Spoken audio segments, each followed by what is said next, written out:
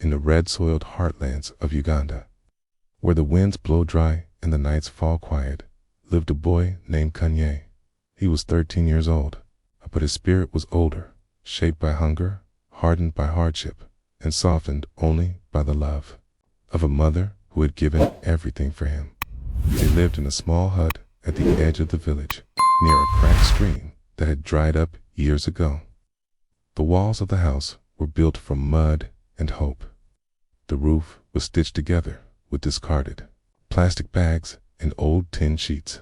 When it rained, and it often did, the drops fell straight through onto their sleeping mats.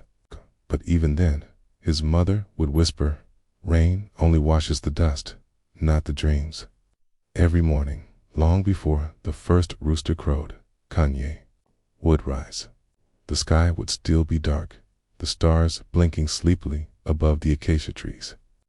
He would lift a yellow jerrycan, heavy and cold, and walk with his mother along a dirt path that twisted through the hills.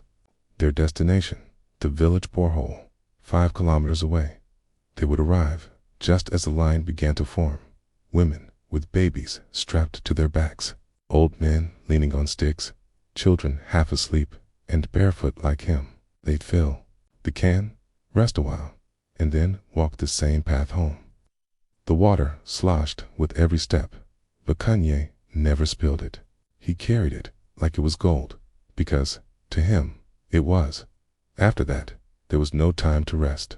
While his mother cooked the little they had, often just maize porridge, Kanye would run to the sugarcane fields owned by a distant cousin. There, with a machete too big for his hands, he'd cut down tall green stalks for hours. The pay was barely enough to buy soap, but it was something. Every coin counted. By midday, he would be at school. He didn't have books.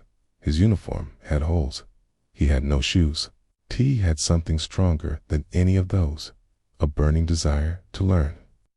He sat in the front row, eyes wide, absorbing every word like water on dry soil.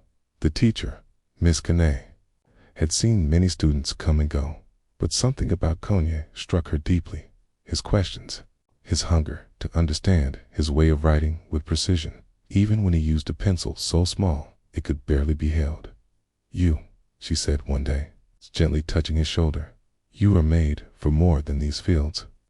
Kanye just smiled and said, "One day, I'll build something that brings water to homes, so no child has to wake before the sun to fetch it." Miss Kanda blinked, holding back tears, but fate, as it often does, tested that dream. One night, after a long day, a candle fell while his mother was asleep. The flame crept silently along the floor mat. Within minutes, the fire had swallowed their hut. Neighbors came running, but by the time it was out, everything was gone. Clothes, bedding, food, and worst of all, every page of Kanye's notebook, every textbook he had borrowed and protected like treasure. His mother was badly burned on her arms. She could no longer carry water or cook. The villagers whispered again. He was a bright boy, but now his path ends here. But they didn't know Kanye. The next morning, just as the sun rose, he appeared at school. His feet were covered in ash. His shirt was singed. In one hand, he carried a half-burnt notebook. In the other, a small piece of charcoal. The class went silent.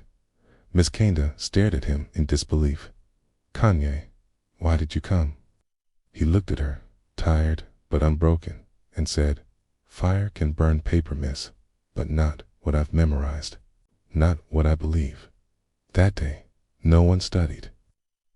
The students just sat and watched as Kanye wrote math problems on his desk with charcoal, solving them one by one, like a soldier refusing to retreat. Years passed. He earned a scholarship through a government science program, then another from a foreign NGO. His village watched as the barefoot boy took a plane for the first time, heading to the city to study engineering. He returned 6 years later, not as a boy, but as a young man with fire still in his eyes. But this time, the fire built. He designed a solar-powered water filtration system that could turn dirty river water into clean drinking water. He installed it first in his village, free of cost, then the next village, and the next. No child now had to wake before dawn to carry water under the rising sun at the edge of the village. On a hill where the wind still sang, a new building was raised. It was simple, made of brick and steel, but above the entrance, carved in smooth wood, were the words, Kanye Memorial School for every child who dreams. And sometimes, when visitors ask him why he never gave up, he tells them, I had nothing, but I had my mother's voice in my ear, telling me, even dust can give birth to light. So I became the light. Like me and subscribe to my channel, African World Story.